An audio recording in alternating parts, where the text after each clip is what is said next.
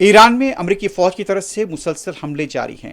Doctor حافظ Khomeini school کو نشانہ بنایا گیا ہے۔ اس سے پہلے یہ اطلاع ہے کہ گزشتہ رات سے کیے گئے حملوں میں 40 سے زیادہ افراد جاں بحق ہوئے ہیں۔ ایک سال کی بچی کے بھی جاں بحق ہونے کی اطلاع ہے۔ ایران سے ملی اطلاعات کے مطابق رسالت اسکوائر کے پاس ہوئے حملے میں 40 لوگوں کے جاں بحق ہونے کی اطلاع ہے۔ امریکی سینٹرل کمانڈ نے ایرانی میزائل لانچرز کو نشانہ بنانے کا دعویٰ کیا ہے۔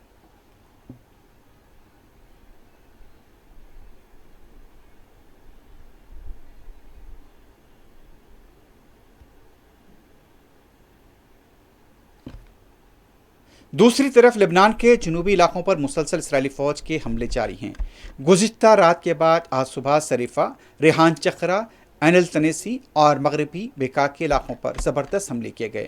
دوسری طرف جنوبی لبنان کے قیام کے علاقے میں حزب اللہ کے جنگجوؤں اور اسرائیلی فوجوں کے درمیان گھمسان لڑائی کی اطلاع ملی ہے۔ آج صبح کا یہ منظر دیکھا گیا ہے۔ لبنان کے کئی علاقوں میں دھوئیں کے بادل دیکھے گئے ہیں اور یہ پتہ چلا ہے کہ ان علاقوں پر آج صبح اولین ساعتوں میں اسرائیل کی طرف سے حملے کیے گئے ہیں۔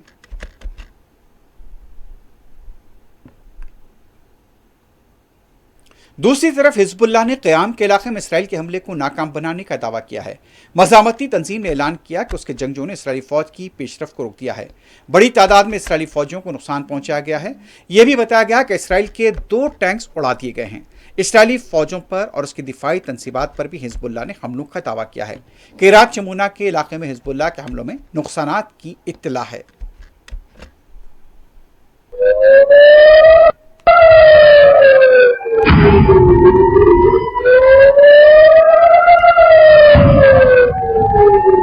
عراق کے شمالی علاقے اربل میں متحدہ عرب امارات کے سفارت خانے پر ایران کے حامی جنگجوؤں کی طرف سے حملہ ہوا ہے۔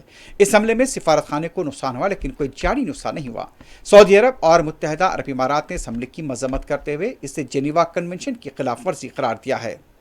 دبئی ایئرپورٹ پر آج مسافرین کو اس وقت شیلٹر میں بھیج دیا گیا جب ایران کے میزائل اور ڈرون حملے کو لے کر خطرے کا سائرن بجایا گیا۔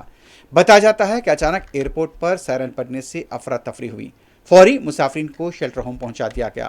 اس دوران متحدہ عرب امارات نے بعض علاقوں میں خطرے کے سائرن بجنے کے بعد اپنی دفاعی نظام کو متحرک کر دیا ہے۔ امارات کے دفاعی نظام کے مطابق بعض ڈرون اور میزائلز کو ناکام بنایا گیا ہے۔ ایران کے حملوں میں ہلاک ہوئے ایک اور امریکی فوجی کی لاش ملک لائی گئی ہے۔ ڈیلویئر کے فوجی ایپٹر مقتول فوجی کو خراج پیش کیا گیا۔ امریکہ کے نائب صدر جے ڈی وینس اور دوسرے دفاعی عہدیدار اس موقع پر موجود تھے۔ ایران کے حملوں میں اب تک تقریباً 60 تا 8 امریکی فوجیوں کی ہلاکت کی سرکاری طور پر تصدیق کی گئی ہے، جبکہ ایران نے 500 سے زیادہ امریکی فوجیوں کو ہلاک کرنے کا دعویٰ کیا ہے۔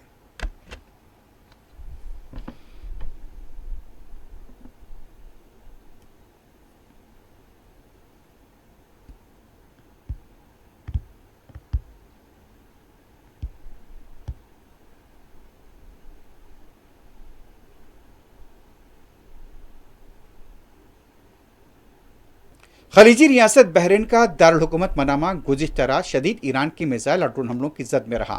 بتایا جاتا ہے کہ خاتون ہلاک ہوئی ہیں۔ ایران نے ایک ہوٹل کو نشانہ بنانے کا دعویٰ کیا جہاں امریکی فوجی مبینہ طور پر مقیم تھے۔ تاہم ابھی اس بارے میں بحرین کی حکومت کی طرف سے کوئی بیان جاری نہیں ہوا ہے، لیکن عوام کو محفوظ مقامات پر رہنے کی ایڈوائزری جاری کی گئی ہے۔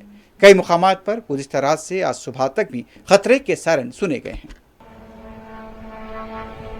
یہ ڈرون جا رہا ہے، آپ لوگ دیکھیں، یہ بھاگو پیچھے تو پیچھے۔ بہت تگڑا ہی دھماکہ ہوا ہے یہاں بحرین میں۔ دیکھ لیجیے، یہ دیکھیں، پوری بلڈنگ میں آگ لگ گئی ہے، پوری بلڈنگ میں۔ اللہ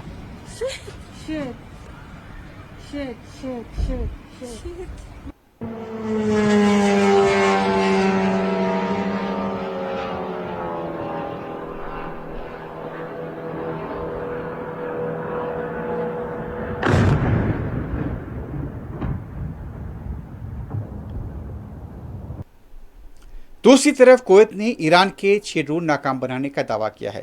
ملک کے شمالی اور جنوبی علاقوں پر مسلسل حملے ہوئے ہیں، تاہم اس حملے کو لے کر ابھی زیادہ تفصیلات سامنے نہیں آئے ہیں۔ کویت بھی ایران کے حملوں سے غیر معمولی طور پر متاثر رہا ہے۔ امریکہ کے صدر ڈونلڈ ٹرمپ کا یہ کہنا ہے کہ ان کے خیال میں ایران کے خلاف جنگ بڑی حد تک مکمل ہو گئی ہے۔ ان کے پاس میزائل اب صرف اکا دکا رہ گئے ہیں۔ ان خیالات کا اظہار ٹرمپ نے امریکی نشریاتی ادارے سی بی ایس نیوز سے بات چیت کے دوران کیا۔ अमरीकी सदर ट्रंप ने कहा कि अमेरिका ने इब्तिदा में अंदाजा लगाया था कि जंग 4 या 5 हफ्ते जारी रहेगी। ट्रंप ने कहा, अमेरिका अपने वक्त से काफ़ी आगे चल रहा है, ईरान के खिलाफ जंग खात्मे के करीब है और ईरान के खिलाफ हमलों में और भी शिद्दत पैदा की जाएगी। उनका यह भी कहना था कि आबनाए हुर्मुज़ के अंदर जो भी तरसील हो रही है उस पर कंट्रोल किया जाएगा। अमेरिका के ईरान पर जारी हमलों के इब्तिदाई 2 रोज़ महंगे तरीन साबित हुए। जंग के 2 दिनों में अमेरिकी फौज ने ईरान पर 5.6 अरब डॉलर का गोला बारूद बरसाया।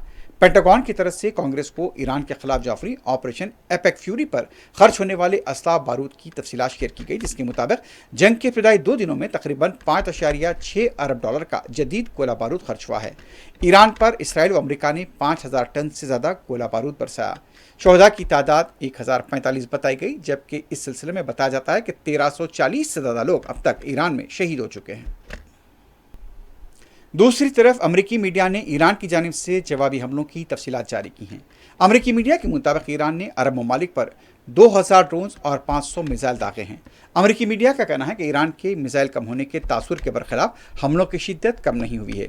ईरान के खिलाफ जंग पेंटागन ने 2 दिनों में 5.6 अरब डॉलर का गोला बारूद बरसाया। या दूसरी तरफ ईरानी पासदारान इनकलाब का कहना है कि तल अवीव में 10 खैबर शिकन मिसाइल दागे गए हैं।